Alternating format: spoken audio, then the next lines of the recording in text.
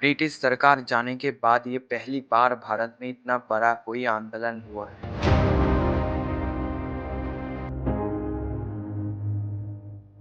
इतने दिनों से देश के हर कोने-कोने से स्टूडेंट जंतर मंतर पे आके शांतिपूर्वक भूख हड़ताल कर रहा था।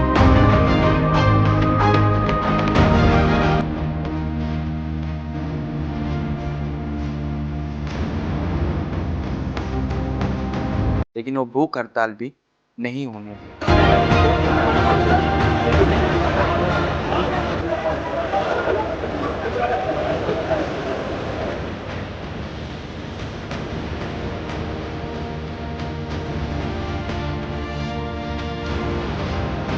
सोनांग वांगचुक इतने दिनों तक प्रोटेस्ट कर रहा है, उसके बाद जोर जबरदस्ती सोनांग वांगचुक को उठाकर लेकर गया हॉस्पिटल में। मैं ये सफदरजंग हॉस्पिटल के बाहर खड़ी हूँ जहाँ पर सोनम वांगचुक को एडमिट किया गया है।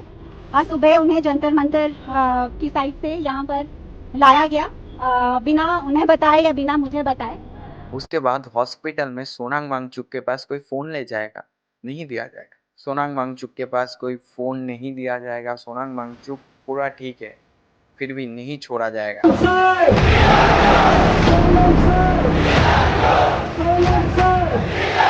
दिल्ली पुलिस बोलता है कि कोर्ट ने बोला था उनका ध्यान रखने के लिए। कोर्ट ने नहीं बोला था उनको उठा के हॉस्पिटल में लेके जाओ, भूख हड़ताल बंद करने की कोशिश करो, ये स्टूडेंट को मारो, ये नहीं बोला था कोर्ट।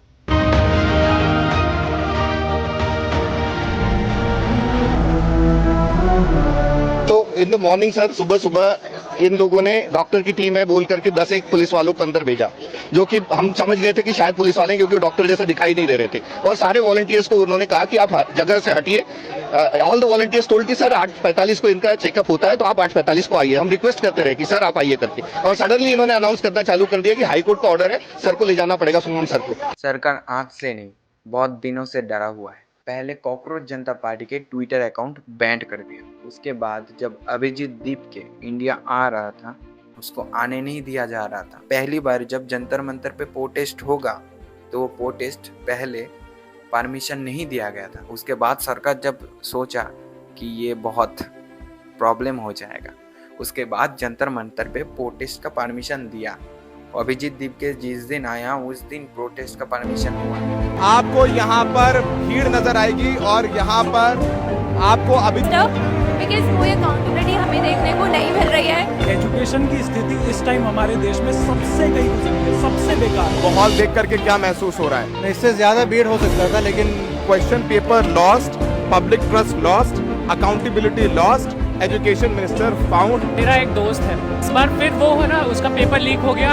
अब वो इतना रो रहा था कि मुझे देखा नहीं गया। एक तो प्रेस बिल्कुल फ्री नहीं रही है, कोई से पूछ नहीं सकता है, कोई छानबीन नहीं कर सकता है। परेशान हो रखे हैं सर, मतलब अगर वो पेपर सरकार नहीं कर पा रही है तो उन्हें बैठने का कोई अधिकार नहीं है। क्यों बैठी है वो सरकार? वो खुद से स्वतः ही है ना रिजाइन कर दे। I should also support youth because youth is the like power of the country. पुराने जो लीक पीड़ित लोग हैं वो भी यहाँ पर पहुंचे। 2018 में CBSE का 12th का एक पेपर लीक हुआ था।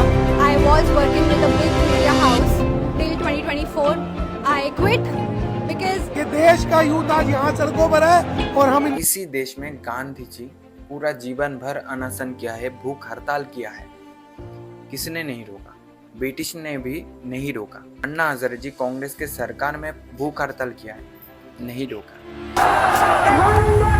अन्ना रहे न रहे, मशाल जलती रहेगी।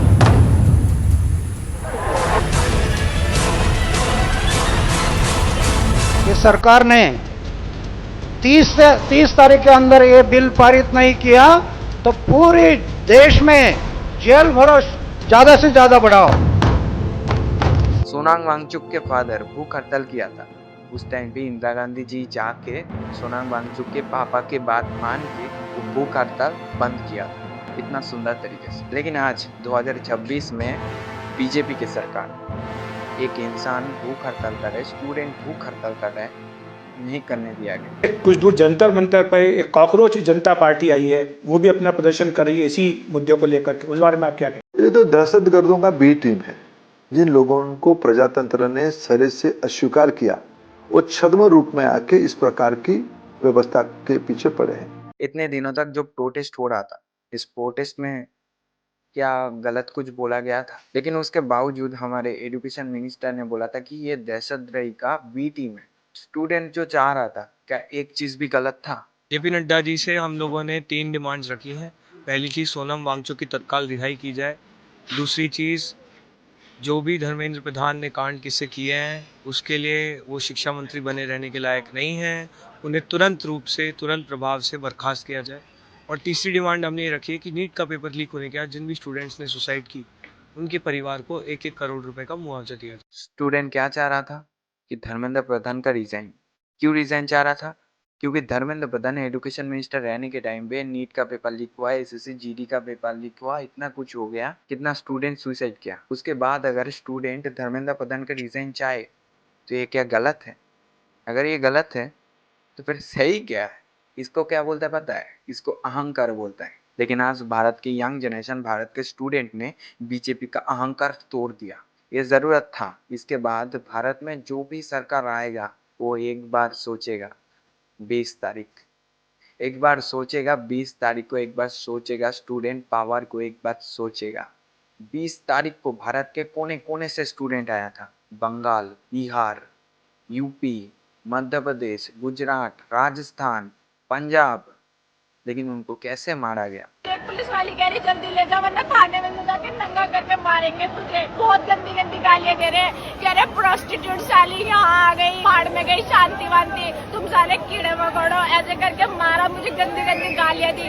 बाद में न्यूज में कोटी मीडिया ये दिखाएगी कि स्टूडेंटों ने किया, ये सिविल वर्दी में घुसे हुए हैं।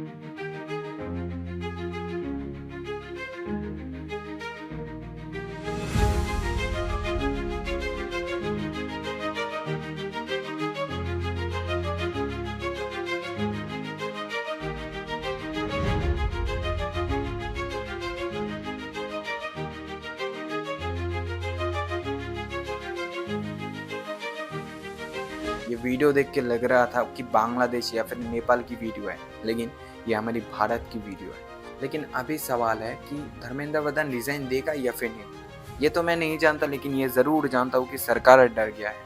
अब से सरकार खुद के मन से कुछ कह नहीं पाएगा, स्टूडेंट के बात सुनना पड़ेगा। आपकी राय क्या है कमेंट में बताना। फिर मिलेंगे नए कोई वीडियो में, नए कोई दिन में। आज की वीडियो यही तक। अच्छे रहना, मज़े में रहना।